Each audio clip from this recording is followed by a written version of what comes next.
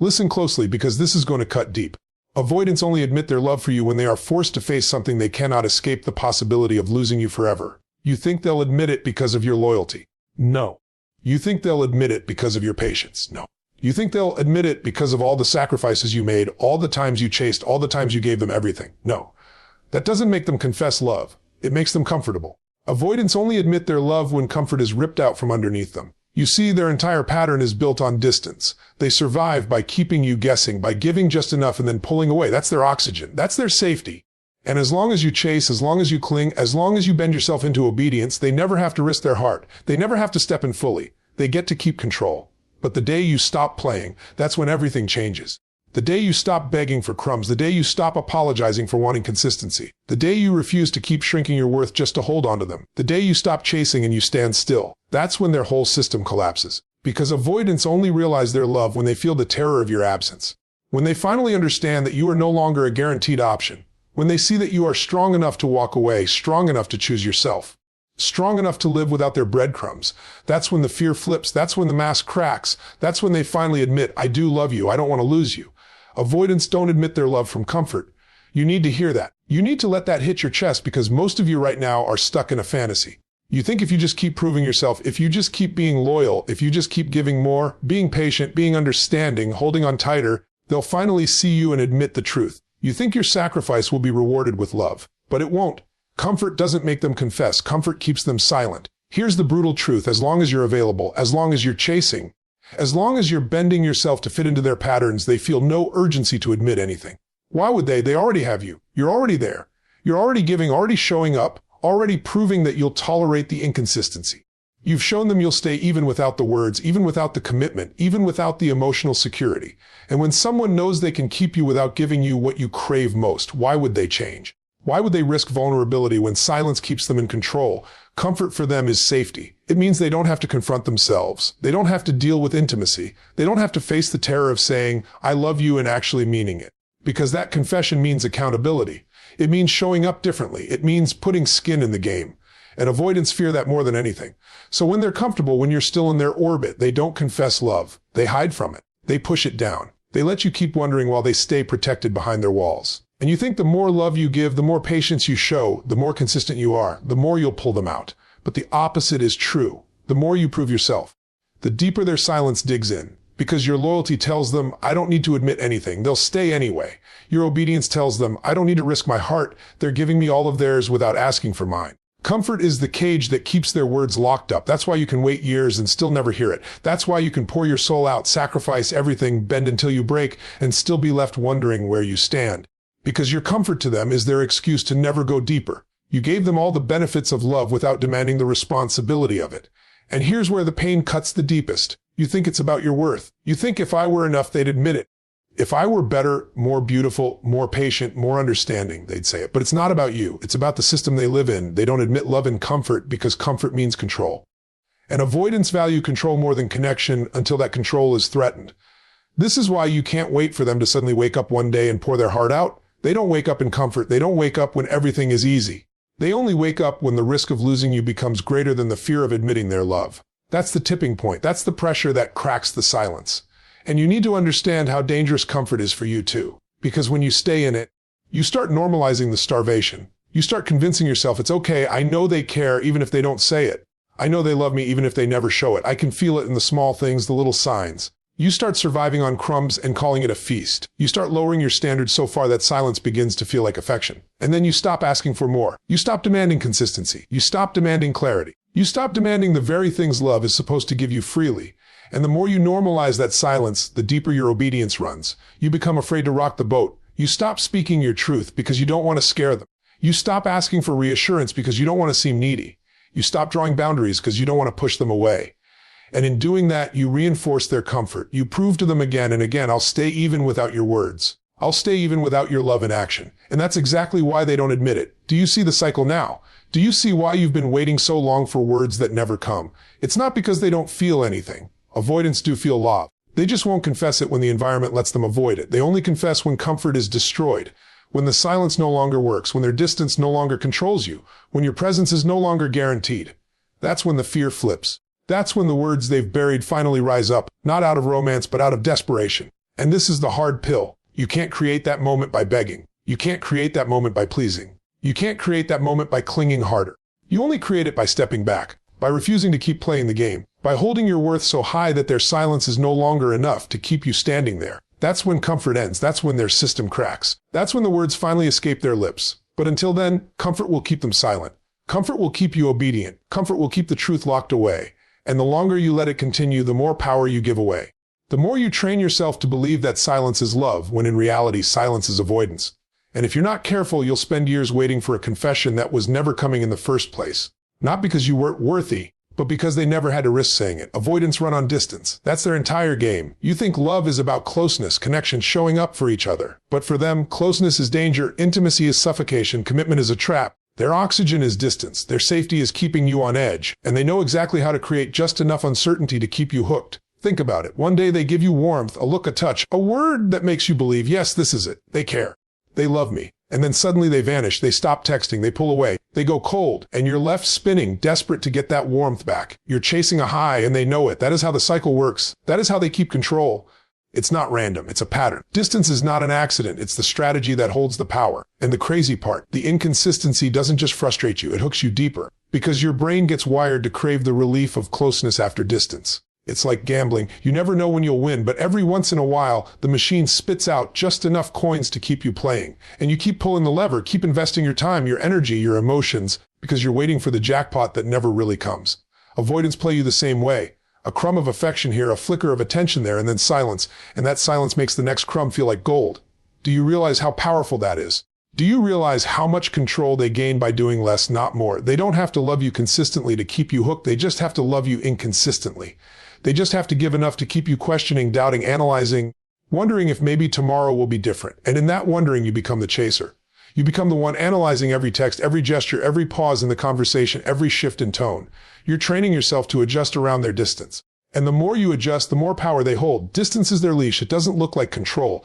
It doesn't look like power. It looks like absence. It looks like nothing. But that nothing is everything because it keeps you in motion. It keeps you chasing, apologizing, overthinking, doubting yourself. And the more you move toward them, the less they have to move toward you. They don't need to admit love because your obsession with closing the gap already proves to them that you're invested.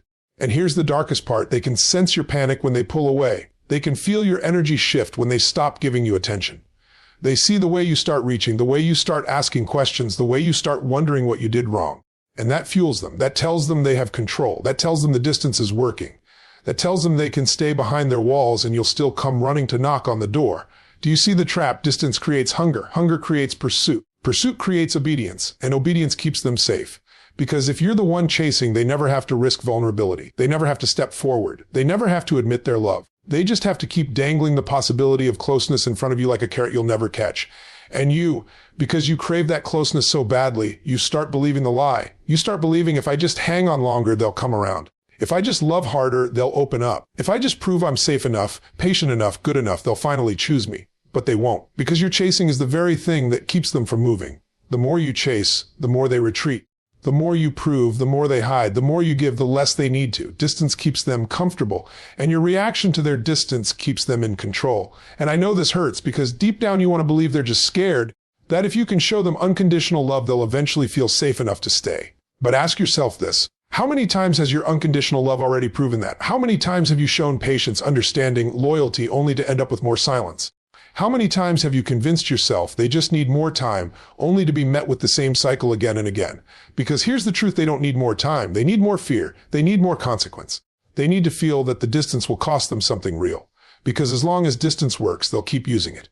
As long as pulling away brings you closer, they'll keep pulling away. As long as silence makes you louder, they'll keep going silent. That's their comfort zone. That's their power. And they will not leave it until the day comes when the distance no longer works. And this is why so many of you are stuck. You're addicted to the game without realizing it. You hate the distance, but you crave the closeness that follows it. You despise the silence, but you're addicted to the relief when they finally return. And that addiction blinds you. It makes you tolerate patterns you swore you'd never accept. It makes you settle for crumbs and call it love. It makes you lose yourself while they stay safe. But listen to me, their game only works because you keep playing it. Their distance only has power because you keep responding to it. The leash only holds you if you keep wearing it. The second you stop reacting, the second you stop chasing, the second you stop adjusting your worth around their absence, the cycle begins to collapse. But until that day, distance will always be their weapon, and you will always be their prisoner. Obedience doesn't come from love. Obedience doesn't come from closeness. Obedience comes from uncertainty. That's the game avoidants play with you, and it's why you feel chained to them even when you know the relationship is draining you. They don't keep you under control with consistency. They don't keep you hooked with reassurance. They keep you under their power by keeping you uncertain, and that uncertainty becomes the silent leash around your neck. Think about it. What happens when you never know where you stand? What happens when one day they're warm, they're laughing with you, they're close, and the next day they're cold, detached, silent? You start living in their rhythm. You start reacting to their moods. You start questioning yourself, overanalyzing every little detail, wondering what you did wrong, what you need to fix, what you have to do to get them back to closeness. You become obedient not because you want to be, but because you're terrified of doing the one thing that might make them pull away forever. That's the cruel brilliance of uncertainty. It rewires your nervous system. It makes you addicted to their approval, desperate for their validation. You're no longer in control of yourself. You're in constant reaction to them. And the scarier part is you start believing this is normal. You start believing this is just what love feels like. That love is supposed to be unstable, unpredictable, a roller coaster of highs and lows. But that's not love. That's conditioning. That's manipulation. That's control. Avoidants know that if they gave you consistency, you'd relax. You'd feel secure. You'd start asking for more. You'd demand depth. You'd hold them accountable. And that terrifies them because consistency takes away their power. Consistency makes you free. So they withhold it. They give you just enough to keep you hopeful, then they pull it back to keep you scared. And when you're scared, you stop asking for more. When you're scared, you silence your needs. When you're scared, you walk on eggshells, you keep the peace. You tolerate things you'd never tolerate otherwise. That's obedience. That's how they control you without ever having to raise their voice or demand anything outright. And the more uncertain they make you, the more grateful you become for scraps. You start celebrating the bare minimum. A text after days of silence feels like a miracle. A hug after weeks of distance feels like proof of love. A half-hearted compliment feels like a declaration. And you tell yourself, see, they do care. They do love me. But do they? Or have you just been starved for so long that you mistake crumbs for a feast? That's what uncertainty does. It lowers your standards. It twists your perception. It makes you doubt your worth so deeply that you start believing you don't deserve consistency. You start thinking, if I were better, if I were more patient, if I were less needy, they'd love me the way I want. And that belief is exactly what keeps you obedient, because now you're not only tolerating their distance, you're blaming yourself for it. And here's where the trap locks in. Once you blame yourself, you start working harder. You give more, you sacrifice more, you shrink more. And the more you shrink, the more power they gain. The more you adjust to their silence, the more silence they give. The more you adjust to their distance, the more distance they create. And before you know it, you're not even living for yourself anymore. You're living to avoid upsetting them. You're living to keep them from pulling away. You're living to keep them from abandoning you. That's not love, it's prison. And maybe right now you're asking yourself, but do they know they're doing this? Do they know they're controlling me? The truth is, it doesn't matter. Some avoidants are aware. Some aren't. But intentional or not, the effect is the same. You're living in constant uncertainty. You're living in fear. And fear is the most powerful control mechanism there is. Because think about this, if you weren't afraid of losing them, what would you do differently? You'd speak your truth. You'd demand clarity. You'd set boundaries. You'd call out their silence. You'd walk away from the games. But the fear of losing them keeps you quiet.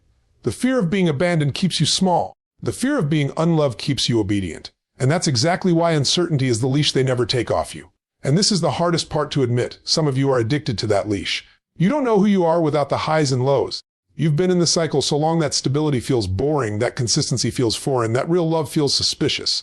You don't trust calm because you've been trained to live in chaos. And if that's you, then the leash isn't just on your neck. It's in your mind. You're carrying their control inside you. Even when they're not there, you're thinking about them, worrying about them, obsessing over them. That's how deep the obedience runs. But you need to wake up. You need to see the game for what it is.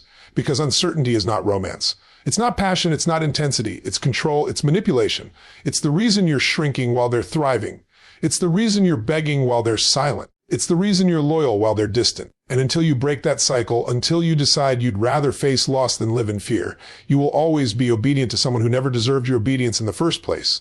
Love without risk isn't love. That's the brutal truth people avoid telling you. Because love isn't proven in the words, it isn't proven in the smiles, it isn't even proven in the sweet moments when things feel good. Love is proven in the risk someone is willing to take for you, the vulnerability they are willing to walk into, the fear they are willing to face just to hold you closer. And that's exactly why so many of you feel starved in avoidant relationships, because they avoid risk at all costs. They avoid showing up when it's uncomfortable. They avoid stepping forward when vulnerability calls. They avoid putting their heart in danger. They avoid the risk that makes love real. And here's the crazy part. They'll convince you that the risk is in you, that it's risky to trust you, that it's risky to love you, that it's risky to let you in. But the truth is the risk is in them. The risk is facing their own walls, their own wounds, their own fear of intimacy, their own terror of losing control. The risk is admitting, I need you. I love you. I can't do this alone. That risk feels like death to them, so they dodge it, they hide from it, they silence it. And while they protect themselves from risk, they starve you of love. You feel it every day. The hollow silence where there should be words. The pulling away where there should be closeness. The hesitation where there should be commitment. And it cuts deep because you keep thinking, maybe if I prove myself more, maybe if I'm patient enough, maybe if I show them I'll never hurt them, they'll finally risk it for me. But here's the dagger. They don't risk it in comfort. They don't risk it when you're proving yourself. They only risk it when the possibility of losing you becomes greater than the fear of intimacy. That's the breaking point. That's when love starts to show its face, not because it's convenient, but because the pain of not risking finally outweighs the pain of staying safe. That's why you can spend years waiting and nothing changes. Because as long as you're there, as long as you're giving, as long as you're tolerating, they have no reason to risk anything. They have no reason to step into the vulnerability that love requires. They already have the benefits of your love without having to meet you in the middle. And so long as they can keep their walls high and still have you in their arms, they'll never climb those walls. They'll let you climb instead, and you'll exhaust yourself climbing while they sit safe behind their barricade. But love doesn't live behind walls. Love doesn't live in safety. Love doesn't live in distance. Love demands truth. Love demands stepping forward even when your legs are shaking. Love demands opening your heart even when it feels easier to run. Love demands showing up even when your instinct screams to hide.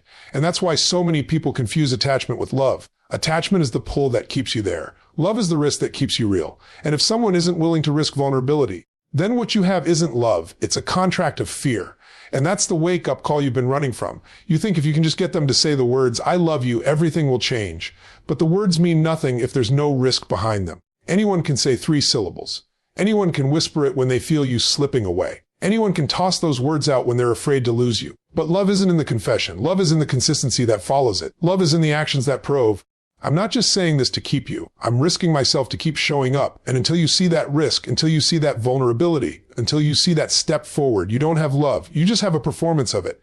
And here's the hardest truth. You cannot force someone to take that risk. You cannot beg them into it. You cannot love them into it. You cannot sacrifice yourself into it. The risk must come from them. They must reach the point where the fear of losing you finally outweighs the fear of intimacy. They must face themselves not because you pulled them, but because they chose to step forward.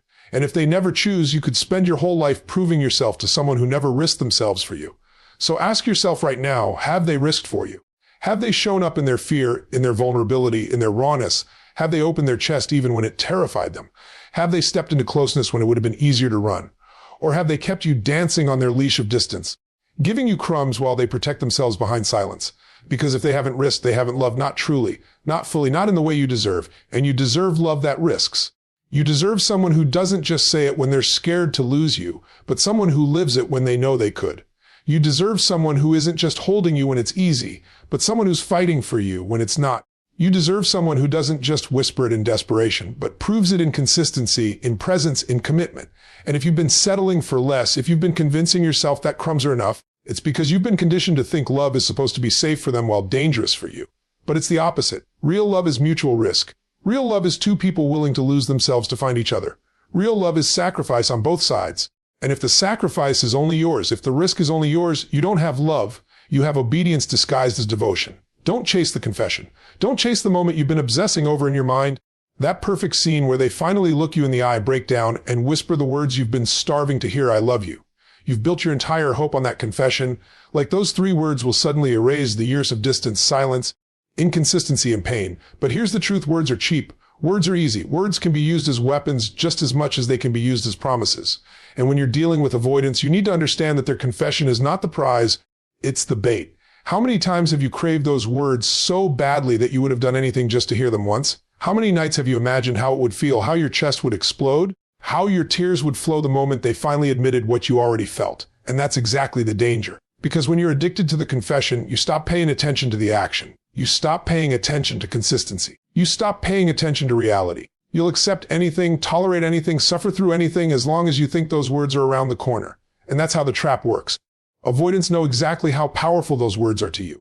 They know how desperately you want them. They know how much weight you've put on them. So they withhold them until the moment they fear losing you. And then, like a magician pulling a rabbit out of a hat, they drop the words. And you melt. You forgive. You forget. You take them back, and suddenly you're back in the same cycle, waiting again, starving again, begging again. They don't confess because they're ready. They confess because they're scared. And the moment their fear passes, so does the consistency. And you're left holding empty words that never had action behind them. That's why you can't chase the confession. Because if you do, you'll be chasing words instead of reality. And words without action are lies, even if the person speaking them believes them in the moment. Because love isn't just about what someone says when they're afraid to lose you. Love is about what they keep saying and keep showing when they have you. If the words don't match the behavior, then the confession means nothing. It's just a band-aid over a wound that never heals. You need to stop making those words your finish line. Stop thinking when they finally say it, I'll know I'm enough. When they finally admit it, I'll know this is real. When they finally confess, I'll know we made it. That mindset is killing you. That mindset is chaining you to inconsistency. That mindset is keeping you begging for breadcrumbs when you deserve a full feast. Because what you're really chasing isn't the confession. It's your own validation. You're trying to prove to yourself that you are lovable, that you are worthy, that you didn't waste your time, that all your sacrifice wasn't in vain. And you think those 3 words will finally give you peace, but they won't. Because peace doesn't come from someone else's confession. Peace comes from your own decision to stop accepting half love. And I get it. You want to believe that when they finally say it, it means something has shifted. You want to believe that it's a breakthrough, that it's proof they've changed. But look at the history. Look at the pattern. How many times have they already hinted at it, suggested it, danced around it, given you just enough to keep you holding on, but never backed it with real action? How many times have you told yourself this is progress only to end up right back in the same confusion a few weeks later? Because the truth is, avoidants don't transform because they confessed. They confess because they're cornered. Transformation is shown in consistent risk, consistent vulnerability, consistent showing up. And if they're not doing that, the words are just noise. That's why you need to change your standards. Stop waiting for words. Stop begging for words. Stop chasing words. Start demanding action. Start demanding presence. Start demanding consistency, because real love doesn't hide. Real love doesn't ration itself out like currency. Real love doesn't force you to beg for the basics. And if someone has to be pushed to the edge of losing you before they can admit they care, then they haven't been loving you. They've been keeping you as an option. And here's the thing. When you stop chasing the confession, you take your power back. Because then the words don't own you. Then you can look at them and say, okay, you say you love me, but are you showing up? Are you consistent? Are you risking yourself? Are you proving it with actions? And if the answer is no, you walk. You don't let the high of hearing those words pull you back into the same trap. You hold your standards so high that their words mean nothing without follow through.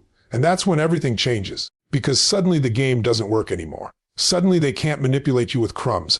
Suddenly they realize the confession isn't enough to keep you. And that's the moment you stop being the prisoner and start being the chooser.